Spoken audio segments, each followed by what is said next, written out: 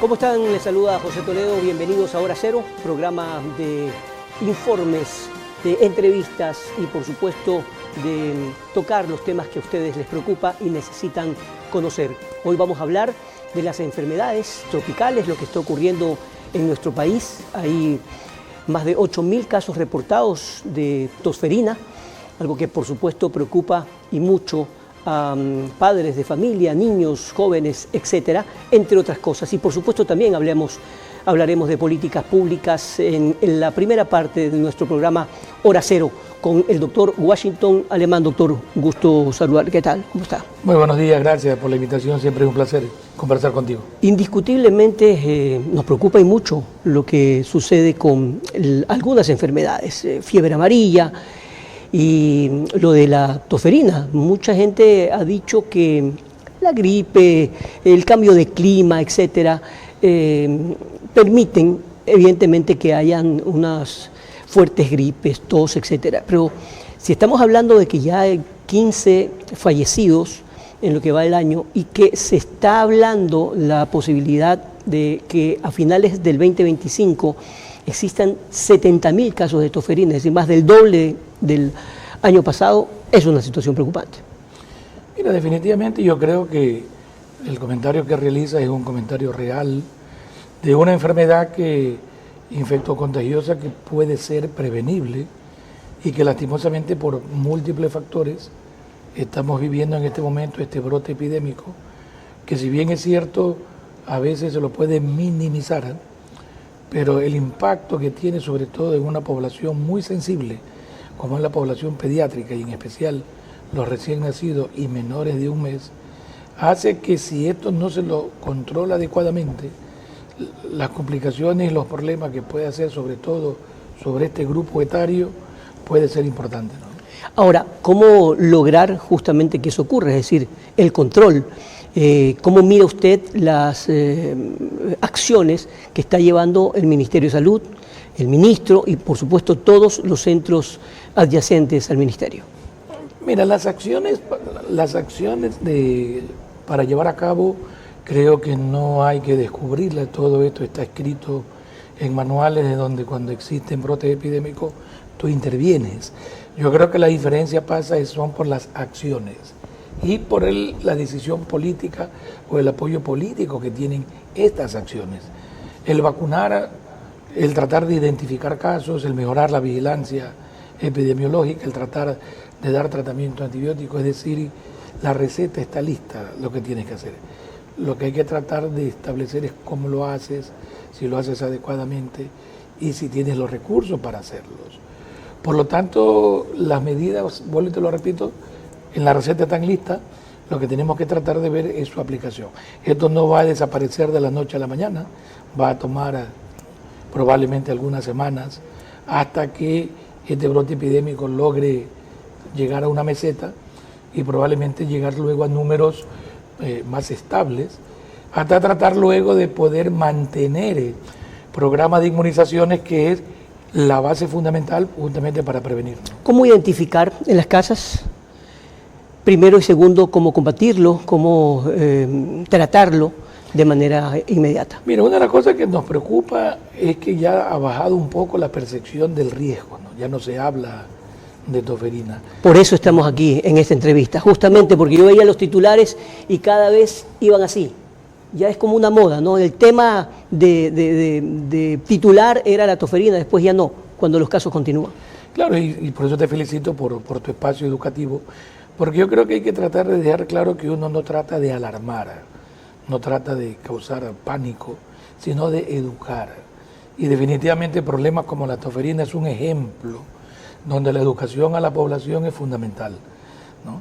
Si tú no educas a la población, a los padres, a tratar de que ellos se informen y se eduquen de la importancia de la vacunación, vamos a seguir con este porcentaje creciente de población que no cree en las vacunas, ¿no? Y eso es lamentable, es un peligro para enfermedades que puedan venirse. Mientras pasa aquello, es decir, de tratar de vacunarse, que todavía no se vacunen, ¿cuáles son los síntomas que uno tiene que tomarle atención y cómo prevenirlo o cómo tratarlo? Mira, yo creo que en este momento hay una serie de enfermedades respiratorias que los primeros días que cualquier persona o niño tenga síntomas respiratorios, a veces es muy difícil diferenciarlas. Los primeros 2 o 3 días, en general, es un cuadro febril, dolor de cabeza, malestar, síntomas respiratorios altos, tos, moco por la nariz. Generalmente en ese momento es difícil saber cuál es la causa, pero lo que sí podemos hacer es tomar medidas para eso. Si tú tienes síntomas respiratorios, si tu hijo tiene síntomas respiratorios, trata de no enviarlo a la escuela, trata de hacer un autoaislamiento, porque gran parte de los cuadros virales duran 3-4 días y se van. La diferencia de la toferina, que es una bacteria, a diferencia de los cuadros virales, y esto hace que persista. Por eso es que se la llama, ¿no verdad?, tos convulsiva. Es un cuadro clínico donde la tos al niño o a la persona hace que sea tan severa, pero tan severa la tos, que probablemente es el síntoma cardinal, ¿no? Cuando tú tienes a alguien que ya va para las 2 o 3 semanas con una tos, que en vez de ir disminuyendo, se acrecenta, ese es un paciente que uno está altamente sospechoso. ¿Y ahí qué tiene que hacer? Ahí hay que tratar de buscar ayuda médica para tratar de ver si hay posibilidades de hacer un diagnóstico a través de un hisopado o evaluar si hay necesidad de brindarle algún tratamiento adecuado, pero con indicación médica, en caso que se sospeche que pueda ser toferina. ¿Y la indicación lógica médica cuál es? ¿Cómo es el tratamiento? Mira, el tratamiento es con antibióticos. Lo que pasa es que hay que tener cuidado acá para evitar la... Antibióticos. Claro, porque esta es una bacteria. Correcto. Entonces, esta sí se cura con antibióticos. Lo que hay que tratar es de ser cauto para evitar el uso exagerado, porque nos puede llevar al problema de que todo el mundo quiera automedicarse y causar una resistencia a los antibióticos. Por eso hay que ser muy cauto en la medicación, ¿no? La idea es que los médicos lo evalúen y si hay necesidad por criterio médico, que se le administre un antibiótico por 5 días y esto puede cortar, combatir y disminuir, ¿no?, complicaciones o disminuye la transmisión, ¿no? Ahora bien, entendiendo que existen o deberían existir políticas públicas en el sector de salud para educar a la población por un lado, para que la persona en general y las familias encuentren una relación de identificación permanente, los centros de salud, por supuesto los hospitales públicos y demás. Pero, ¿qué debería impulsar el gobierno, el Estado en general y particularmente el Ministerio de Salud, para que esto sea parte del convivir? Es decir, que los ciudadanos sepan perfectamente cómo actuar e identificar las diferentes enfermedades que existen. Mira, yo creo que esto no es un problema de ministro, esto es un problema netamente de una decisión política por parte de los tomadores de decisiones. Esto tiene que venir desde la Presidencia de la República, en donde educación y salud deberían de ser los pilares para tratar de poder cambiar la estructura de un país, ¿no? Si no existe esa decisión política, tú podrás poner a los mejores ministros, pero lastimosamente solamente se dedicarán a apagar incendios. La salud en el país necesita un cambio radical, necesita cambiar estructuras, cambiar paradigmas, romper las corrupciones de estas mafias enquistadas por muchos años y tratar de volverlo ágil y sobre todo que tenga una mirada netamente preventiva. Ahora, lo que usted está diciendo parece como si no fuera grave, pero es gravísimo, porque lograr un cambio estructural, primero no es sencillo, es un proceso que hay que seguir a lo largo del tiempo y que por supuesto es muy importante la decisión política, pero ¿cuáles son ese cronograma lógico que debería seguir el país dentro de ese proceso para lograr ese cambio estructural? Mira, yo creo que lo primero es la decisión política, como te lo decía. ¿Cree usted que no hay decisión política? Parece ser que las prioridades por ahora parecerían ser económicas, parecerían ser otros sectores. Estamos convencidos de que este nuevo periodo del presidente Noboa trate de tener una mirada social, tanto en la parte de salud como educativa, ¿no? Estamos muy esperanzados en eso.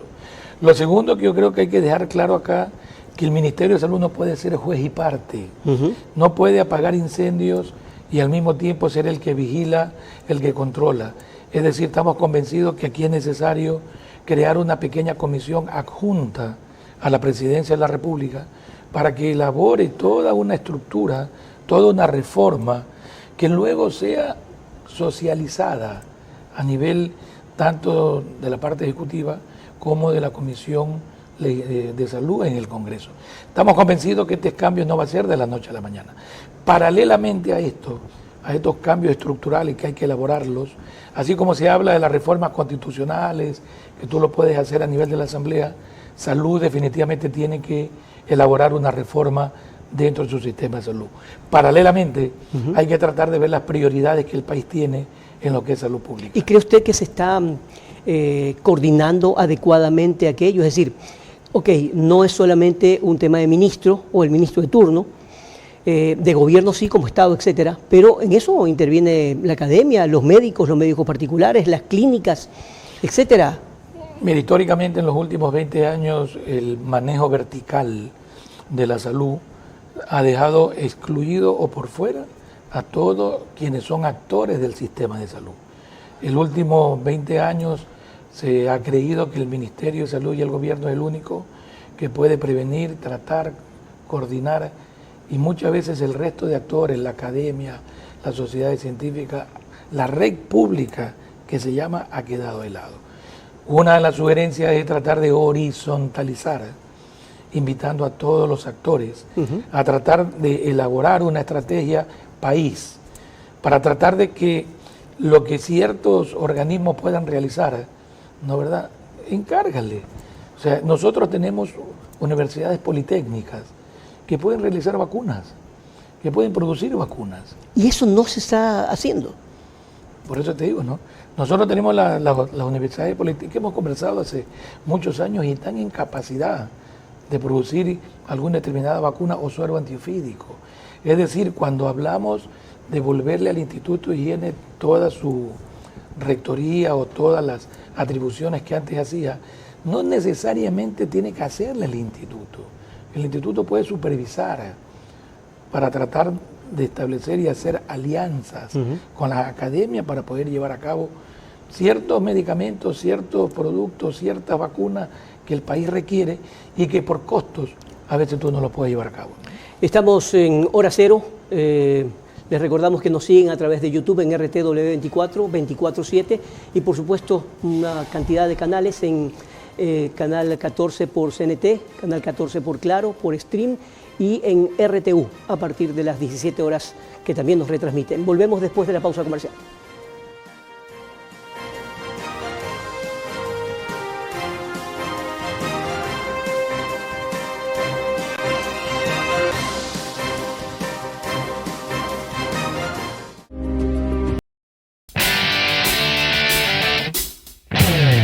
Aquí empieza el Ecuador, primera iglesia construida por los españoles. Que quien hizo la música fue Nicasio Zapavi, que era libanés. Ahorita estamos viendo Grey Putum. Es muy chiquito, no crecen más. ¡Qué precioso! Apareció un cuchucho para saludarnos. Es el principal referente en la provincia del Oro. La propiedad, como les dije, tiene 3 hectáreas con bosques privados donde se puede hacer caminatas. Estamos ubicados en uno de los sitios estratégicos de la geografía del Ecuador. Estamos en playas. Se habla de que aquí es el segundo mejor clima del mundo. Estamos en el mercado de la Merced. Aquí hay el tradicional hornado. Y el plato típico por excelencia, el tigrillo. Bueno, vamos a probar entonces el chontacuro. Hoy van a probar lo que es el crepe de camarón con pangora y unas ostras gratinadas estilo Don Fortu. Espero que lo disfrutes, espero que sientas el placer. Porque es de los platos que más salen es el cocolón de cangrejo.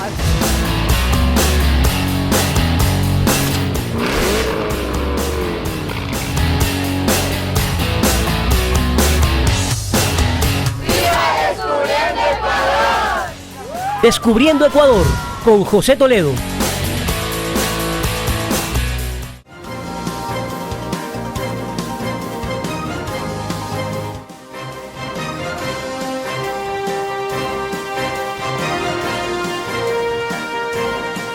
Continuamos con más de Hora Cero, conversando con el doctor Washington Alemán.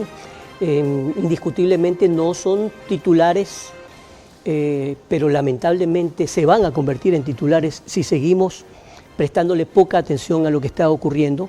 Y antes, o mejor dicho, durante la pausa comercial, conversábamos de la necesidad de las vacunas. Claro, la gente tiene la fijación de la vacuna como contra el COVID, pero no solamente ese tipo de vacunas. Y a propósito, se habla ahora en Estados Unidos de una nueva cepa descubierta del COVID. ¿Cómo marcha aquello?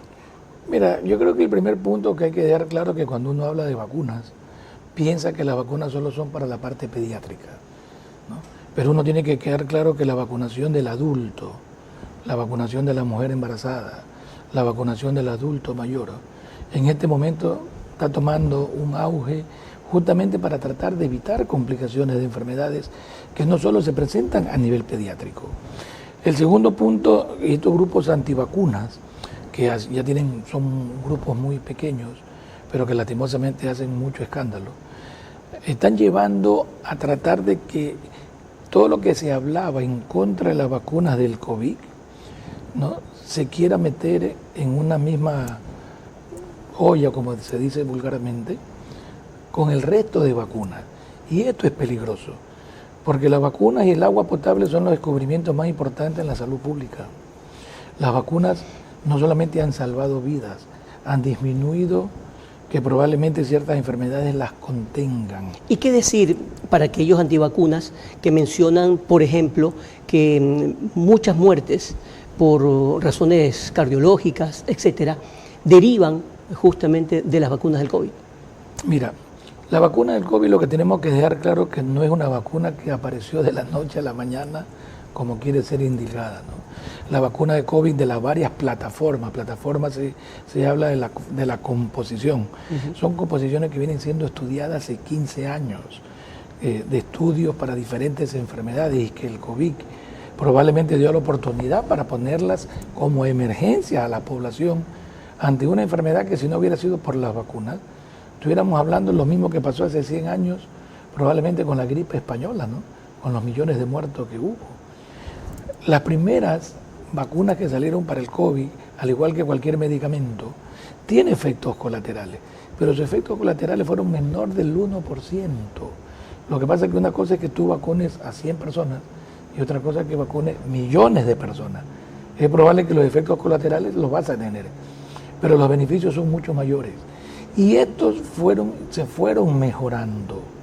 Tanto es así que estas vacunas viejas, las primeras que salieron en la pandemia, fueron retiradas del mercado, ¿no? Las vacunas que producían trastornos a nivel todas, sanguíneo, está comprobado aquello. O sea, la principal vacuna que tenía estos efectos colaterales era la de AstraZeneca.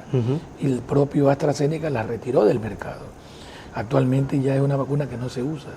En este momento se están usando vacunas nuevas, modernas, que están dirigidas exclusivamente hacia la cepa que circula en determinado continente o país.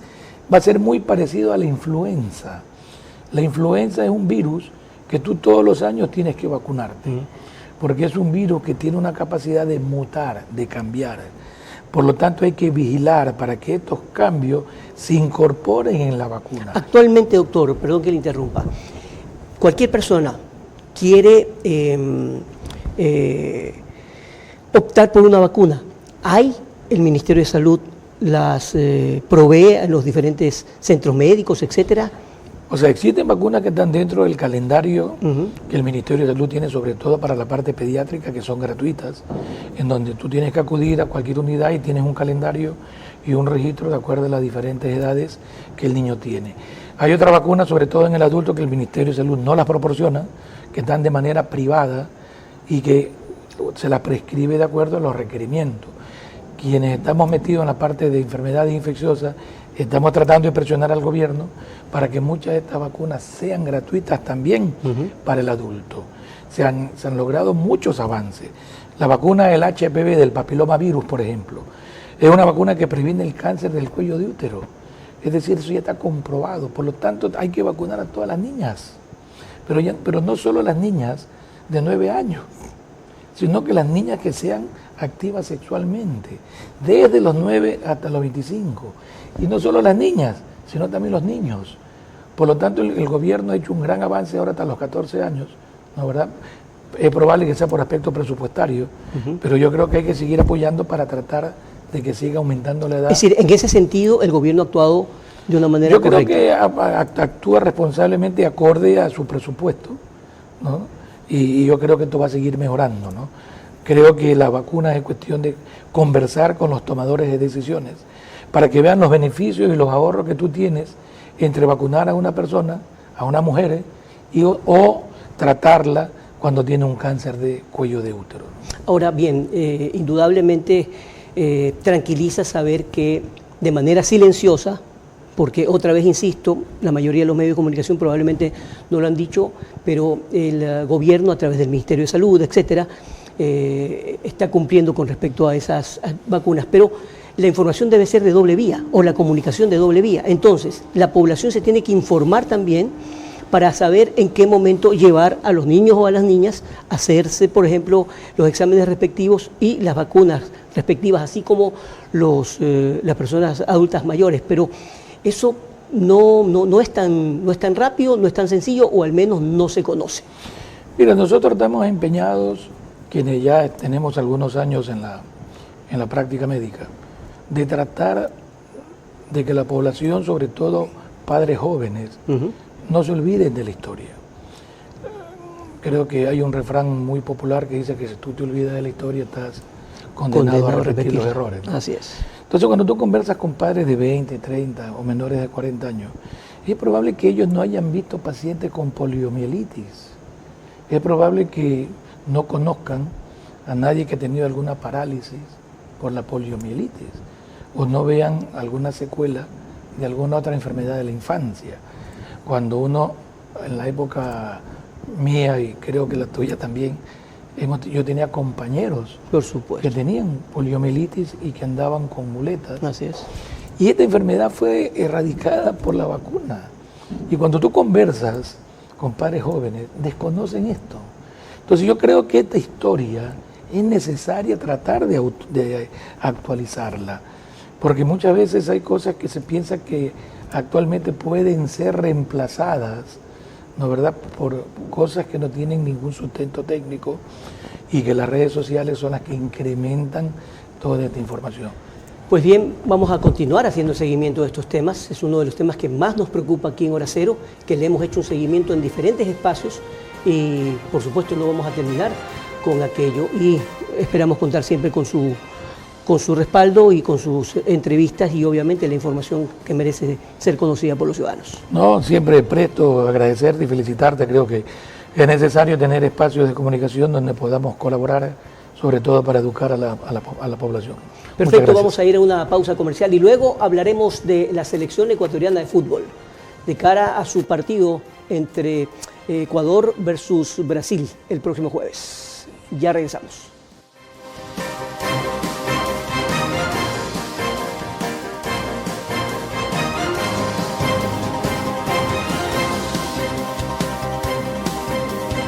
Después de lo que está ocurriendo con la guerra entre Israel y los palestinos de Hamas.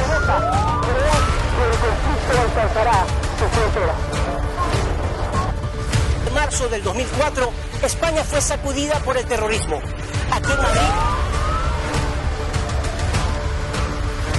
se ha alertado en nivel 5 a máxima seguridad por posibles atentados.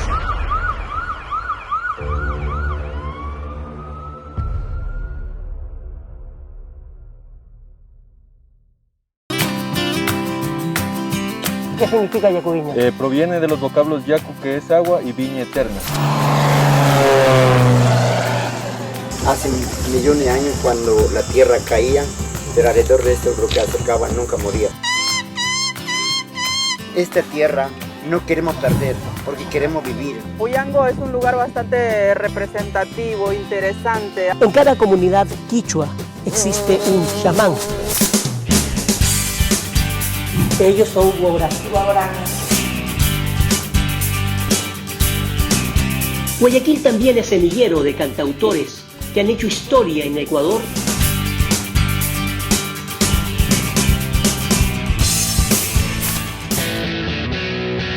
Si les gustan, por ejemplo, los deportes extremos, qué mejor que Baños de Agua Santa en la provincia de Tungurahua. Nacen justamente estas cascadas totalmente cristalinas. En las balsas de Totora es un emprendimiento familiar. Varias actividades que van desde ciclismo de montaña, puedes hacer media montaña, puedes hacer alta montaña. Sin embargo, lo que van a hacer justamente estas chicas es tener el privilegio de ver la caída del sol al último instante.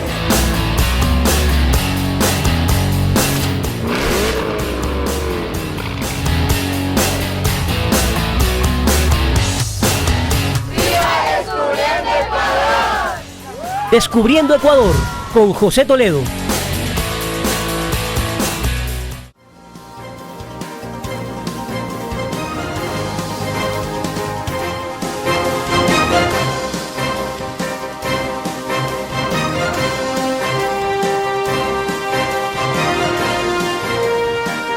Fuensalida está con nosotros para hablar de fútbol, de el deporte que mueve pues a todo el país. Indiscutiblemente hay otros deportes extraordinarios, pero vamos a centrarnos ahora en el fútbol porque definitivamente cuando estamos a punto de ver a nuestra selección, que además está con grandes jugadores que no solamente ya son de nombre, sino de estirpe, con títulos internacionales de primer nivel, ganar una Champions,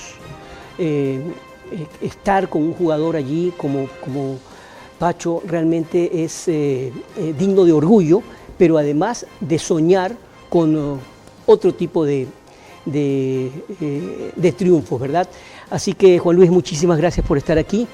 Tenemos además un partido especial que va a ser visto por todo el mundo y no solamente porque es Brasil, porque Brasil siempre acapara las miradas como Argentina, grandes selecciones mundialistas, sino también por todo este morbo que existe de que Scaloni esté con Brasil después de haber estado tantos años en Real Madrid y es un técnico pues de primer nivel. Entonces, bueno, hablemos de lo primero, ¿cómo está nuestra selección?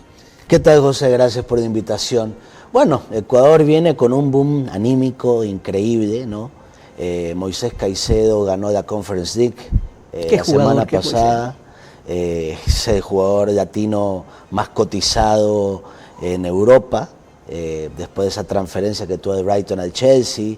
Lo tenemos a William Pacho, que realmente nos llenó de alegría el fin de semana, ganando un título nada más ni nada menos que el más importante a nivel de clubes. Y adicional a eso tenemos por ahí jugadores que están tentados. La llegada de Xabi Alonso a Real Madrid le puede abrir las puertas a Piero Hincapié, otra gran estrella, y Pervis Estupiñán, disfrutando la Premier. Hernán Galíndez acaba de jugar la final del fútbol argentino defendiendo a Huracán, lamentablemente la perdió. Pedro Vite de igual manera en Estados Unidos. Así que hay un ambiente muy bueno, optimista sobre todo, ante un Brasil, como usted lo dice, que se está reinventando con la llegada de Carlo Ancelotti. Mucha gente está contenta con la llegada de Ancelotti, otros que aman el juego bonito lo cuestionan, ya que Ancelotti no necesariamente es ese técnico que le da ese juego bonito, es un técnico más resultadista, más defensivo, y eso no le gusta a los brasileños. Ancelotti, ¿no? Indiscutiblemente pues es un técnico que galardonado no solamente como jugador, sino como técnico, ha logrado lo máximo. Pero, tal como se lo decía un periodista brasileño en la primera rueda de prensa que dio justamente allá en Brasil, le dijo: usted es un técnico de un equipo de fútbol que entrena todos los días con los mismos jugadores, salvo los que se lesionan, que tiene un plan de juego totalmente diferente a lo que significa la dinámica de una selección. Por supuesto, él dijo que tenía su experiencia también hace muchísimos años, etcétera, pero no es lo mismo manejar una selección que un equipo de fútbol. De acuerdo. En algún momento tuve la oportunidad de conversar con Gustavo Quinteros, un técnico que le gusta trabajar mucho el día a día, y le preguntaba justamente eso, porque Quinteros le ha ido muy bien en clubes. Sin embargo, la selección siempre quedó algo pendiente. Le pasó con Bolivia, le pasó con Ecuador. Sin embargo, acá en Ecuador le fue muy bien en Chile, le fue muy bien en Argentina. Y él decía que no es lo mismo tener a los jugadores en el día a día, poder trabajar estrategias, tácticas. Y claro, sobre todo jugadores que son top mundiales, que los puede reunir cada 3 meses, es complicado lograr un esquema. O sea, lo que vamos a ver este día jueves va a ser un Brasil que recién lo está armando el técnico, ha traído jugadores que habían sido excluidos, como el caso de Casemiro, por ejemplo, que no había sido llamado anteriormente. Entonces, es un tubo de ensayo, creo que va a probar Ancelotti, y también, como usted lo dice, la lupa del mundo va a estar pendiente de lo que pueda presentar Brasil ante un Ecuador que no viene a regalar de nada a Brasil. Exacto, y ahí es donde creo que la selección ecuatoriana de fútbol tiene mucho que mostrar y mucho que mostrarse. Ecuador no le teme absolutamente a nadie, ya lo ha demostrado, y mucho más con los jugadores que acabas de mencionar. Pero me gustaría ir dividiendo, estamos viendo imágenes justamente de la selección ecuatoriana, que además tiene un camerino sensacional, excelente, de muchísima amistad, y muchísimos jóvenes con mucha experiencia también, pero el grupo se ha consolidado bien. Estamos viendo a Pacho justamente en este momento y a Moy Caicedo también, es decir, ese ambiente familiar de confianza da esperanza, a decir, nos podemos mostrar contra cualquiera, ¿no? De acuerdo, y es algo que en el día a día, en el periodismo, se critica a veces, por ejemplo, que se traiga 2 jugadores que están entre algodones, como el caso de Ener Valencia, como el caso de Gonzalo Plata. La gente del Flamengo está indignada porque viene Plata saliendo de una lesión y no saben si realmente está listo para jugar. Para ellos, para los brasileños, no está listo para jugar. Sin embargo, yo creo que eso es lo que ha querido hacer Sebastián Beccacece, mantener unido el grupo. No sé hasta qué punto eso sea bueno, porque generan ciertos celos por parte de otros jugadores que no son considerados. Por ahí se habla mucho de que son jugadores solamente de Independiente del Valle, fue toda la polémica que pasó con el caso del jugador Grueso. En producción tenemos un video con audio de Beccacece para ver si es que lo escuchamos en cualquier momento cuando la producción nos diga que está listo, pero es indiscutible que, es indiscutible que hay muchas críticas también con respecto a la convocatoria, porque hay jugadores en Ecuador para escoger y no se entiende tanto cómo traer de pronto a 2 jugadores que están si no lesionados, al menos que podrían inclusive en cualquier momento lesionarse mucho más, y obviamente pues los equipos, como tú lo acabas de mencionar, están molestos. Veamos lo que dice justamente el técnico de la selección. Es un caso que existe. Hoy tenemos a Ener como nuestro máximo goleador. También en nuestro proceso lleva 5, Gonzalo lleva 2 y un gol lleva Minda en 8 juegos. Y bueno, es algo que es una realidad, ¿no? Yo estoy contento con los delanteros que tengo. Campana ha entrado poquito tiempo, él está mejor, el club lo ha cedido y se agradece, confía también en lo que podamos hacer acá para recuperarlo. También él, su predisposición para venir acá y para querer estar en la selección, como todos los chicos. No es un tema menor, porque hay muchas selecciones que no tienen ese amor por estar en la selección, ¿no? Entonces eso es algo para destacar de estos jóvenes. Y en relación a eso, nuestra responsabilidad como conductor es armar un juego. Bueno, el técnico tiene su forma de llevar al equipo, tiene su estilo, muchos lo han criticado, etcétera, pero en este momento la selección, en cuanto a puntaje, tiene una evidente expectativa de llegar al Mundial, que no deberíamos tener tantos problemas, pese a 2 partidos súper duros que tenemos, ¿verdad? Ahora, jugar en Guayaquil. Muchos dicen que ya la capital es decir, la altura ya es un fantasma, es decir, puede ser una ayuda o no. La mayoría de los jugadores también no juegan en la altura. Es decir, ¿qué significa jugar en Guayaquil? Es un experimento. Ya la última vez que se jugó con Brasil fue en el año 93 para el Mundial de Estados Unidos, se empató 0-0, aquellos tiempos dirigidos por Dusan Drašković. Hoy se vuelve a tomar esta decisión tomando en cuenta que hay pedidos de jugadores que señalan que en el llano se sienten más cómodos. De hecho, hubo partidos de Ecuador en los tiempos de Becasese, que la capital de la República ya se veía un equipo cansado. Becasese es un técnico que le gusta el fútbol muy dinámico, de mucha presión alta, de mucha velocidad, y eso probablemente en Quito le cuesta más. Entonces llega un momento, por ejemplo, le pasó partidos con Paraguay, con la misma Venezuela, que parecía como que el equipo estaba cansado. La otra cara de la moneda fue con Colombia en Barranquilla, donde se le vio una selección muy dinámica y se le ganó a Colombia. Agresiva total. De acuerdo, y con Bolivia ni hablar, que la pasó por encima. Entonces, para el técnico es el momento de decir, bueno, vamos a jugar acá, en Guayaquil, en el llano, tomando en cuenta que los mundiales normalmente se juegan en el llano. O sea, en el Mundial de Alemania, por ejemplo, que tuvimos la oportunidad de estar ahí, ante Polonia, era una selección que había dominado a la altura toda la eliminatoria, pero contra Polonia, contra Costa Rica, contra la misma Alemania y contra la misma Inglaterra, recordemos que fue una selección que respondió. Entonces, los niveles que tiene hoy Ecuador, con los jugadores que ya mencionamos, creo que da la posibilidad de hacer la prueba. Por taquilla, le conviene a la Federación Ecuatoriana de Fútbol. Creo que el público guayaquileño se ha comportado mejor que de la capital en cuanto a asistencia. Y bueno, si los jugadores dicen que se sienten más cómodos, vamos a ver, ojalá que se pueda dar un buen resultado. Perfecto, hablemos del sistema de la Selección Ecuatoriana de Fútbol después de la pausa comercial con Juan Luis Fuenzalida.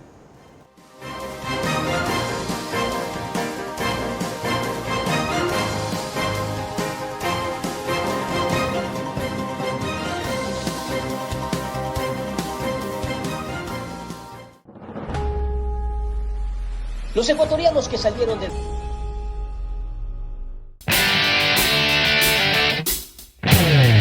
Aquí empieza el Ecuador, primera iglesia construida por los españoles. Que quien hizo la música fue Nicasio Fabi, que era libanés. Ahorita estamos viendo Grey Putú. Es muy chiquito, no crecen más. ¡Qué precioso! Apareció un cuchucho para saludarnos. Es el principal referente en la provincia del Oro. La propiedad, como les dije, tiene 3 hectáreas con bosques privados donde se puede hacer caminatas. Estamos ubicados en uno de los sitios estratégicos de la geografía del Ecuador. Estamos en playas. Se habla de que aquí es el segundo mejor clima del mundo. Estamos en el mercado de la Merced. Aquí hay el tradicional hornado y el plato típico por excelencia, el tigrillo. Bueno, vamos a probar entonces el chontacuro. Hoy van a probar lo que es el crepe de camarón con pangora y unas ostras gelatinas estilo Don Fortu. Espero que lo disfrutes, espero que sientas el placer. Porque es de los platos que más salen es el cocolón de cangrejo.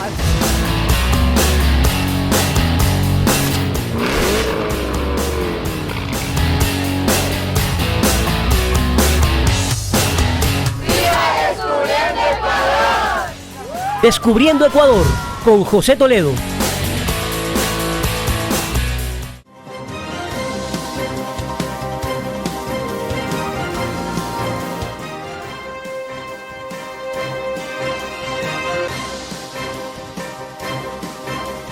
Bien, analizando con Juan Fuenzalida lo que ocurre con la selección ecuatoriana de fútbol, que el día jueves a las 18 horas se enfrenta a Brasil, esta poderosa selección que hasta el momento ha concitado el interés mundial, pero que en Brasil ha sido duramente criticado. Bueno, por ello hay un nuevo técnico.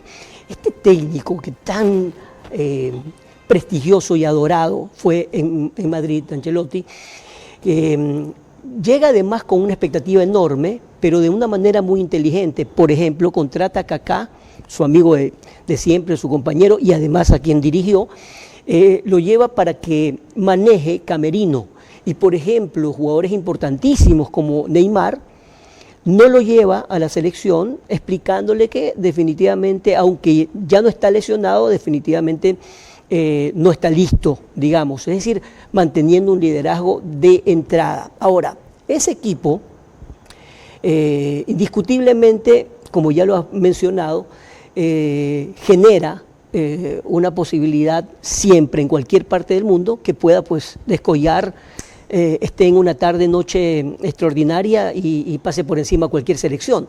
Pero ya Ecuador no está para que nadie lo pase por encima. Es más bien, nosotros nos preocupamos ya de nosotros cuando escuchamos a nuestros jugadores, y no solamente los que acaban de ganar todo lo que acaban de ganar, a cualquier jugador ya habla de igual a igual, de que son 11 contra 11, etcétera. Ese chip de menos o menores lo dejamos hace mucho tiempo. Sí, lo que pasa es que aquí hay dos cosas. Primero, Ecuador ha encontrado su sello futbolístico. Ese sello se lo viene trabajando de muchos años atrás, desde que comenzó Dusan Drašković, pasando por Bolillo, pasando por Suárez, pasando por Rueda, ahora con BKC. Y ya conocemos el estilo de juego del fútbol ecuatoriano. Nosotros no salimos, digamos, a proponer, nosotros nunca salimos a arrollar como lo hace Argentina, como lo hace Brasil. Pero hay una diferencia. Brasil en los últimos años ha querido europeizar mucho a su selección. Obviamente tiene jugadores que están en el viejo continente, pero creo que eso ha sido uno de sus pecados, porque Brasil es una selección que históricamente se caracterizó por el juego bonito, y muchas veces vemos jugadores que no necesariamente están en ese nivel. Obviamente, por ejemplo, el caso de Neymar, que es un crack que nadie lo puede discutir, el caso de Vinicius, el caso de Rodrigo, estos dos, Neymar y Rodrigo, lesionados, pero aparece un chico como Endrick, pero ahí vemos jugadores que, por ahí Rafinha, otro distinto, pero no llegan a un nivel desde uno Ronaldinho, de un Ronaldo, de un Romario, un Bebeto, jugadores que realmente tenían ese sello, y ni hablar de Brasil de los 70 y 60, que probablemente mucha gente no lo pudo ver, pero hay videos y todo eso. Entonces, yo creo que más allá de la llegada de Ancelotti, él tiene que entender que Brasil tiene un sello. Si él quiere hacer jugar a Brasil como hizo jugar a Real Madrid, no sé hasta qué punto pueda dar. Bien, ahora, en cuanto a la estructura de ya haciendo números, ya haciendo cálculos, nuestra selección en este momento, si el Mundial fuera ya está dentro, está segunda. Estamos segunda después de Argentina, bueno, con una diferencia bastante amplia. 31 Argentina, Ecuador 23. 23 puntos, bueno. ¿Y de allí quiénes siguen? Lo tenemos Uruguay con 21, Brasil con 21, Paraguay con 21, Colombia con 20, Venezuela con 15. Es decir, que Ecuador, hasta con el empate, nos mantenemos arriba, de acuerdo, ¿verdad? Y con una expectativa enorme por lo que pueda pasar en Perú. Ecuador con 3 puntos ya está dentro del Mundial. Y en el peor de los casos, también hay que decir que Bolivia, Perú, Chile y Venezuela juegan entre ellos. Entonces es muy complicado que estos equipos que están al fondo logren se van a arranchar puntos ellos. Se arranchan puntos entre ellos. Entonces Ecuador ya está en el Mundial. Claro está que todos queremos que este jueves ya estemos celebrando y ya los otros partidos sean simplemente. ¿Te imaginas que le ganemos a Brasil? No, nuevamente, ¿no? Sería una maravilla, sería una maravilla. No se le gana desde aquella eliminatoria para Alemania 2006 con ese gol de Quinito Méndez, ¿no? Así es. Así que, bueno, hoy es el momento también que todos estos chicos le den al país una alegría, porque una cosa, claro, nosotros nos sentimos contentos de que ganen Champions, que ganen Conference League, pero obviamente nosotros queremos que estos jugadores nos den esa alegría a nivel de selección. Por ejemplo, en la Copa América nos quedamos con ese sinsabor al ser eliminados con Argentina de una forma increíble. Entonces, ahora, Juan Luis, hace falta un triunfo de esos. Sí, tenemos un par de minutos. Sí, Ecuador, lo que hemos hablado y creo que lo que he escuchado y visto de los periodistas especializados en materia deportiva, hablan justamente de una selección con una estructura base sensacional, ¿no? Tenemos un Galíndez, un arquero que es indiscutible, arquerazo, tenemos una línea de 4 o de 3 de primera y volantes también, pero ¿quién hace los goles si están lesionados los grandes como normalmente hemos estado acostumbrados? Eso es lo que escuchábamos a Becasese hace un par de días, que dio una rueda de prensa, que él piensa que sin necesidad de tener un 9 de área pueden encontrar alguna fórmula de poder marcar goles. ¿Quiénes van a ser los delanteros para ti? ¿O con quiénes podría abrir? Yo creo que lo van a forzar a Ener. Si no va a Ener sería Rodríguez. ¿O no sería mejor ponerlo a Rodríguez y dependiendo cómo esté el resultado en el segundo tiempo especular con Ener? Hay que ver, porque a veces los jugadores también le dicen al técnico quiero jugar, estoy claro, bien. Y ese partido, además con Brasil, donde juega normalmente, no se lo va a querer perder en el Valencia. Entonces, ahí vienen las decisiones de los técnicos, que a veces el jugador también te presiona y Ener es uno de los líderes del grupo. Ener es un líder y además es un goleador que no necesita correr 90 minutos, que está en el momento adecuado, que es un pescador y que cuando tiene que definir, pues define. Evidentemente hay muchos goles que se ha perdido, pero porque los busca. Así es. Probablemente juegue con Ener en punta, por derecha Yeboah o el mismo Ramírez de Liga de Quito, que está pasando un buen momento, y por la banda izquierda Alan Minda, que estuvo jugando, así que por ahí puede ser el ataque de Ecuador, y de ahí ya la columna vertebral la conocemos todos, ¿no? Galíndez, Hincapié, Torres, Pacho, Preciado, Estupiñán, Moisés, Franco, Vite y los 3 ofensivos que mencioné. No, realmente es extraordinario. Es decir, no creo que haya, bueno, por supuesto los periodistas especializados siempre en un momento dado van a querer algo mejor o que lleven otro tipo de jugadores. Se ha especulado mucho que en la selección se ponen jugadores para la vitrina. Siempre ha sido así. De acuerdo. Siempre ha sido así.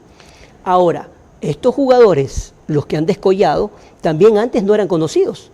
O sea, Hincapié no sabíamos ni pronunciar Hincapié. De acuerdo. Pervis Estupiñán era criticado durísimo. Y el propio Moy, cómo llega el Chelsea, comienza a jugar y la gente comenzó a decirle allá, este jugador definitivamente no sirve. O como un colombiano, un jugadorazo como Asprilla, llegó a decir que era un jugador normalito, y ahí tuvo su confianza, ¿no? Ahí tuvo su respuesta, mejor dicho, de Moy. En todo caso, nos invita a la ilusión, gracias a Juan Luis, siempre es bueno hablar de fútbol, hablar de deportes, y además, qué bien que le haría a nuestro país en todo sentido que Ecuador le gane a Brasil. El deporte siempre es una gran opción para olvidarnos de las cosas negativas, ¿no? Y tratar de sacarnos ese chip negativo, porque yo siempre digo en los programas que estoy, Ecuador a nivel internacional está tan bien visto, pero cuando hablamos de la selección, acá lamentablemente le damos tan duro, que porque dije que porque son de este equipo, que porque son de este otro. Y realmente cuando uno ve la prensa internacional hablan tan bien del país, sí, indiscutiblemente. Pero acá lamentablemente no sabemos lo que tenemos. Yo que soy chileno, imagínense la envidia que tengo de ver una selección con jugadores campeones de la Champions, de la Conference League, segundo en la tabla, mientras que Chile está peleando en los últimos lugares. Entonces hay que aprender a valorar lo que tenemos, ¿no? Muy bien, muchísimas gracias Juan Luis por haber estado con nosotros. Esperamos tenerte de manera permanente. Muchas gracias. Porque siempre es bueno hablar de fútbol y de deportes en general. Gracias Juan Luis. Gracias. Dios mediante hasta el día de mañana. Que pase muy bien.